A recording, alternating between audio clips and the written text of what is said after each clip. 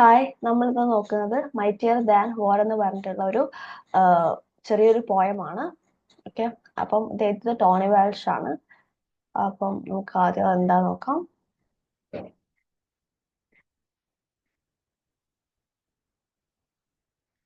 ഉം. ഈ Tony Walsh ഈ ഒരു പോയത്തിനെ പറ്റി പറയുകയാണെങ്കിൽ, ഇതിന്റെ ഇൻട്രൊഡക്ഷൻ പറയുകയാണെങ്കിൽ, the poem explores the horrors of war through vivid imagery. വ്യത്യസ്തമായിട്ടുള്ള ഇമേജറിയിലൂടെ ഈ ഒരു പോയം മെയിനായിട്ട് കാണിക്കുന്നത് നമ്മുടെ യുദ്ധം മൂലം ഉണ്ടാകുന്ന ദുരിതങ്ങൾ അല്ലെങ്കിൽ ആ ഒരു ഹൊറർ സാധനങ്ങളാണ്. It urges reader to empathize with historical figures and victims of war.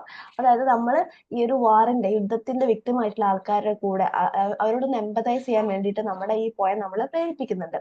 The poem questions the purpose of war and its lasting impact on future generations. Poem നമ്മുടെ യുദ്ധത്തിന്റെ ലക്ഷ്യം എന്താണ്, യുദ്ധത്തിന്റെ പേർപ്പസ് എന്താണെന്നുള്ളതിനെ ക്വസ്റ്റ്യൻ ചെയ്യുന്നുണ്ട്. അതുപോലെ തന്നെ ഇനി വരാൻ പോകുന്ന അതായത് ഫ്യൂച്ചർ ജനറേഷന്റെ മുകളിലുള്ള ഈ ഒരു ലാസ്റ്റിംഗ് ഇമ്പാക്ട് യുദ്ധത്തിന്, അതായത് ഇപ്പോ ഉദാഹരണം പറയുകയാണെങ്കിൽ ഗസയിലുള്ള കുട്ടികളൊക്കെ നമ്മൾ അല്ലെങ്കിൽ അത്രയും പേര് മരണപ്പെട്ടിട്ടുണ്ട്. ഓക്കെ, അപ്പൊ ഇനി വരുന്ന ജനറേഷനാണെങ്കിൽ അവിടെ അവർക്ക് വീടില്ല, ഒന്നുമില്ല, മൊത്തത്തില് അട്ടർലി ഡിസ്ട്രോയിഡ് ആയിട്ടുണ്ട്. അപ്പൊ അവരെ സിറ്റുവേഷൻ നോക്കുകയാണെങ്കിൽ ഈ വാർ യുദ്ധം കാരണം ഒരു ലാസ്റ്റിംഗ് ഇമ്പാക്ട് ആണ് അവിടെ ഉണ്ടായിരിക്കുന്നത് ഒരു ഫ്യൂച്ചർ ജനറേഷന്റെ മുകളിൽ. അത് ഏത് യുദ്ധം നോക്കുകയാണെങ്കിൽ ഗാസയിലെ മാത്രമല്ല, വേൾഡ് വാർ ഫസ്റ്റ് നോക്കുകയാണെങ്കിലും വേൾഡ് വാർ സെക്കൻഡ് നോക്കുകയാണെങ്കിലും ഒക്കെ സെയിം സിറ്റുവേഷൻ ആണ്. അതിന് മുന്നേ okay.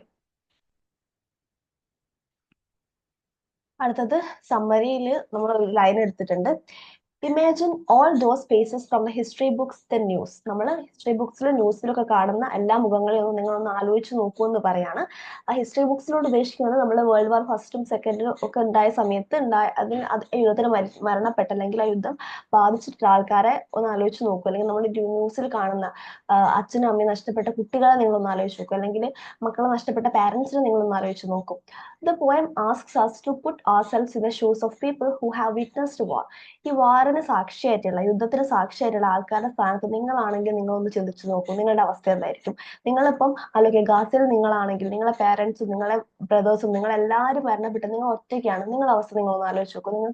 നിങ്ങൾ എങ്ങനെയായിരിക്കും ലോകത്തിനെ ഫേസ് ചെയ്യാൻ പോകുന്നത്? നിങ്ങൾക്ക് ആരില്ല, നിങ്ങളെ ഉറ്റവരും ഉടയവരും ഒക്കെ യുദ്ധം കാരണം മരണപ്പെട്ടു. ഓക്കെ, മരണപ്പെട്ടു. അപ്പൊ നിങ്ങളുടെ അവസ്ഥ നിങ്ങളൊന്ന് ആലോചിച്ച് നോക്കൂ എന്ന് പറയാണ്.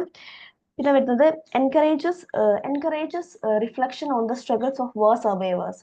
അതായത് ഈ യുദ്ധം സർവൈവ് ചെയ്ത ആൾക്കാരുടെ സ്ട്രഗിൾ കാര്യങ്ങളൊക്കെ അതിൽ പറയുന്നുണ്ട്.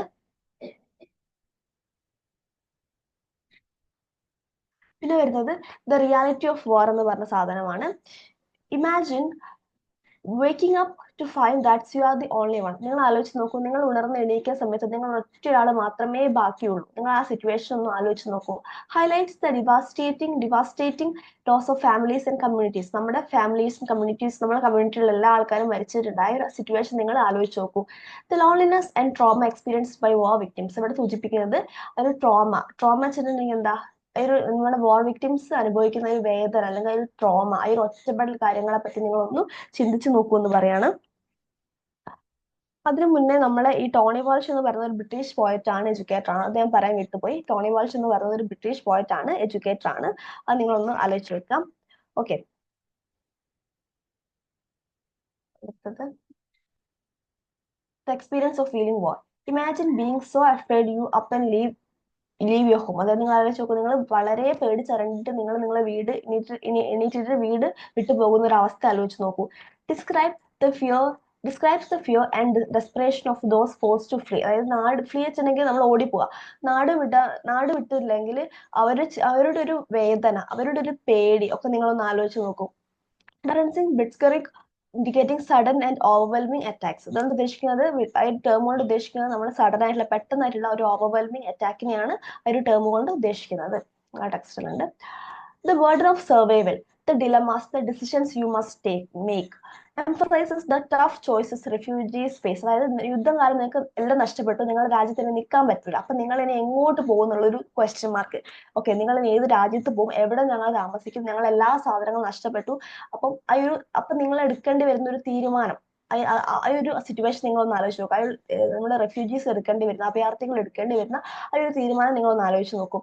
Highlights emotion and physical burden of displacement വെച്ചിട്ടുണ്ടെങ്കിൽ നമ്മളെ സ്വന്തം സ്ഥലത്ത് നിന്ന് വേറെ സ്ഥലത്തേക്ക് നമ്മളെ മാറ്റുക. ഓക്കെ, അതിനാണ് നമ്മൾ ഡിസ്പ്ലേസ്മെന്റ് കൊണ്ട് ഉദ്ദേശിക്കുന്നത്. നമ്മളിപ്പം ഇപ്പൊ ഇന്ത്യയിൽ ഇപ്പൊ എന്തെങ്കിലും ഒരു അങ്ങനെ ഉണ്ടാവാണ്ടിരിക്കട്ടെ, ഇന്ത്യയിൽ ഇപ്പൊ എന്തെങ്കിലും യുദ്ധം കാര്യങ്ങൾ നടന്നിട്ട് നമ്മൾ വേറെ ഏതെങ്കിലും രാജ്യത്തിലേക്ക് പോവുകയാണെങ്കിൽ നമ്മളുടെ ഒരു സിറ്റുവേഷൻ അയച്ചു നോക്കും, നമ്മളൊരു ഫിസിക്കൽ അല്ലെങ്കിൽ ഇമോഷണൽ ബേർഡൻ നിങ്ങൾ ആലോചിച്ച് നോക്കും. നമ്മളെ അത്രയും നമ്മൾ സ്വന്തമാണെന്ന് കരുതിയ രാജ്യം നമ്മൾ വിട്ടു പോകേണ്ടി വരികയാണ്. നമ്മുടെ അപ്പത്തെ ഒരു അവസ്ഥ, നമുക്ക് വീടില്ല, നമ്മളെ പെറ്റ്സ് എന്തെങ്കിലും ഉണ്ടെങ്കിൽ പെറ്റുകൾ കാര്യങ്ങളൊന്നുമില്ല, പാരന്റ്സ് ഇല്ല. അപ്പൊ നിങ്ങൾ ആ സിറ്റുവേഷൻ ഒന്ന് ആലോചിച്ച് നോക്കൂ. ദ ലോസ് ഓഫ് ഇന്നസെൻസ് ആണ് എഴുതുന്നത്. Imagine being 6 years old completely on your own. ആലോചിച്ച് നോക്കൂ, നിങ്ങൾക്ക് 6 വയസ്സേ ഉള്ളൂ, പക്ഷെ നിങ്ങൾ ഒറ്റയ്ക്കാണ്, നിങ്ങൾ സ്വന്തം തീരുമാനങ്ങൾ എടുക്കണം. നിങ്ങൾ ആ സിറ്റുവേഷൻ ഒന്ന് ആലോചിച്ച് നോക്കൂ. War robs children of their childhood and families. ഈ യുദ്ധം എന്ന് പറയുന്നത് കുട്ടികളെ എടുത്തുനിന്ന് അവരുടെ ഫാമിലിനെയും അവരുടെ കുട്ടിക്കാലത്തിനെയും ചൈൽഡ്ഹുഡിനെയും തട്ടിയെടുക്കുന്ന സാധനമാണ് ഈ വാർ അല്ലെങ്കിൽ യുദ്ധം എന്ന് പറയുന്നത്. Creates lasting emotional scars to young minds. ഈ ചെറിയ കുട്ടികളൊക്കെ അവർക്ക് ചെറിയ കുട്ടികളാകുന്ന സമയത്താണ് അവർ യുദ്ധം ഫേസ് ചെയ്യുന്നതെങ്കിൽ ആ ട്രോമ അവർക്ക് കാലാകാലം അവർ മരിക്കുന്നവരെ അല്ലെങ്കിൽ അത്രയും കാലങ്ങളോളം അവർക്ക് ആ ഒരു ട്രോമ അല്ലെങ്കിൽ യുദ്ധത്തിന്റെ ലാസ്റ്റിംഗ് ഇമ്പാക്ട് ഉണ്ടാവും. ആ വേദന അവരുടെ മനസ്സിൽ എപ്പോഴും ഉണ്ടാവും, അവർ കുട്ടികളാവുമ്പോഴാണ് യുദ്ധം ഫേസ് ചെയ്യുന്നതെങ്കിൽ. അടുത്ത റിഫ്ലക്ഷൻ ഓൺ ദ ഫ്യൂച്ചർ ആണ്. ഇമാജിൻ ഫ്യൂച്ചർ ചിൽഡ്രൻ, ആ ചിൽഡ്രൻ ലുക്കിംഗ് ബാക്ക്. നമ്മളെ will future generations live in peace or face continued war. അതായത് നിങ്ങൾ ആലോചിച്ച് നോക്കി, ഇനി വരാൻ പോകുന്ന ഫ്യൂച്ചർ ജനറേഷൻ അവര് സമാധാനത്തോടെ ജീവിക്കും, അല്ലെങ്കിൽ അവരും ഇനി യുദ്ധത്തിന് അവർ ഫേസ് ചെയ്യും, അല്ലെങ്കിൽ ഇനി അപ്പോഴും യുദ്ധം ഉണ്ടാവുക എന്ന സാധനമാണ്. Races A critical question about humanities progress. നമ്മുടെ മനുഷ്യത്വത്തിന്റെ പ്രോഗ്രസിനെ പറ്റിയിട്ട് ഒരു ക്രിട്ടിക്കൽ ക്വസ്റ്റ്യൻ ആണ് നമ്മുടെ ടോണി വാൾഷ് എന്ന് പറയുന്ന ഒരു പോയറ്റ് ഇവിടെ ചോദിക്കുന്നത്. The legacy of war. Will they strop their hair and smile, declare the war is for museums? Imagine a future where war is a thing of the past. ചിന്തിച്ച് നോക്കി, വാർ എന്ന് പറയുന്നത് okay ഭൂതകാലത്ത് കഴിഞ്ഞു പോയൊരു സാധനമാണെന്ന് പറയുന്ന ഒരു situation. Suggest war should be remembered in history not repeat. അവിടെ ഉദ്ദേശിക്കുന്നത് വാർ ഇസ് ഫോർ മ്യൂസിയംസ് കൊണ്ട് ഉദ്ദേശിക്കുന്നത് വാർ യുദ്ധം എന്ന് പറയുന്നത് അത് കഴിഞ്ഞു പോയി, അത് ഹിസ്റ്ററിയിലുള്ള കാര്യമാണ്, അല്ലാണ്ട് ഇനി ഒരിക്കലും അത് റിപ്പീറ്റ് ചെയ്യാൻ പാടില്ല. ഓക്കെ, യുദ്ധം എന്ന് പറയുന്നത് ദാറ്റ് ഇസ് പാസ്റ്റ്, അത് ഒരിക്കലും എന്താവാൻ പാടില്ല, ഇനിയും റിപ്പീറ്റ് ചെയ്യാൻ പാടില്ല, ഇനിയും കണ്ടിന്യൂ ചെയ്യാൻ പാടില്ല എന്നാണ് ഇതുകൊണ്ട് ഉദ്ദേശിക്കുന്നത്. Rebuilding with hope. Imagine how we would rebuild with defiance and with pride. ഇവിടെ ഹൈലൈറ്റ് ചെയ്യുന്നത് highlights human resilience and the power of hope. Resilience വെച്ചിട്ടുണ്ടെങ്കിൽ നമ്മൾ ഉയർത്തെഴുന്നേൽക്കുക എന്നുള്ള അർത്ഥമാണ് റെസിലിയൻസിന് വരുന്നത്. അതുപോലെ തന്നെ നമ്മുടെ ഹോപ്പ്, പ്രതീക്ഷയുടെ ഒരു പവറാണ് അവിടെ സൂചിപ്പിക്കുന്നത്. Suggest love and unity can help heal wars wounds. അതായത് വൂൺസ് എന്ന് വെച്ചിട്ടുണ്ടെങ്കിൽ എന്താ, മുറിവുകൾ. നമ്മുടെ ലവിനും സ്നേഹത്തിനും യൂണിറ്റിക്കും ഒത്തൊരുമയ്ക്കും എന്ത് മുറിവ് ഉണക്കാൻ സാധിക്കും, ഈ യുദ്ധം കൊണ്ടുണ്ടായ മുറിവിനെ ഉണക്കാൻ സാധിക്കും, ആ വൂണ്ടിനെ ഉണക്കാൻ സാധിക്കും എന്നാണ് പറയുന്നത്. അടുത്ത ലാസ്റ്റ് ഫൈനൽ ക്വസ്റ്റ്യൻ ചോദിക്കുന്നുണ്ട്. Still fighting for the answer to what are we fighting four.